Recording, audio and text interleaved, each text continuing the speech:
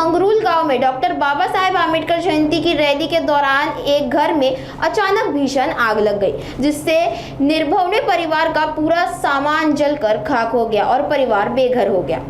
आग में TV, fridge, कपड़े, अनाज, नकदी और बच्चों की किताबें भी पूरी तरह नष्ट हो गई। स्थानीय लोगों और टोल प्लाजा प्रशासन ने दमकल की मदद से आग बुझाने का प्रयास किया, लेकिन तब तक भारी नुकसान हो चुका था।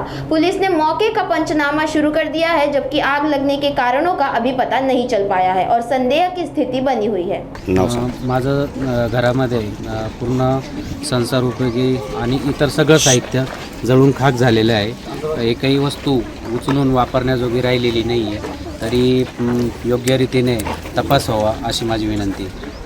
संसार उपयोगी सगळ्या वस्तू जळाल्या आहे। अंगावरचे कपडे सोडलं तर काही वाचलेलं नाही आहे। घरातून एखादी वस्तू वाचलेली आहे आणि ती उचलून उपयोगात येईल अशी एकही वस्तू वाचलेली नाही आहे। सगळं इलेक्ट्रॉनिक्स सामान, TV, fridge, cooler, bed, sofa, गहू, किराणा, भांडे, रोख रक्कम 32,000 रुपये असं माझ्या बांधकाम व्यवसायातले ॲडव्हान्स म्हणून 32,000 रुपये ते आईचे दाग होते, चांदीचे, काही सोन्याचे। हे मला 9 वाजेला एका भाच्याचा फोन आला, संग्राज जगताप म्हणून, आणि त्याला कोणीतरी सांगितलं होतं की धूर निघतोय आणि जाळ झाला आहे, म्हणून त्यांनी येऊन बघितलं तर आग लागलेली होती आणि त्यांनी मला फोन केला की मामा तुमच्या घराला आग लागली। त्यावेळेस आम्ही सगळं इथं आलो। आम्ही सगळे मिरवणुकीत असताना घराला आग लागली, तर आम्ही म्हणजे असं का झालं म्हणून असं वाटलं शॉर्ट सर्किट झालं, पण तसं नसताना पाठीमागचा दरवाजा मी लावलेला होता माझ्या हाताने,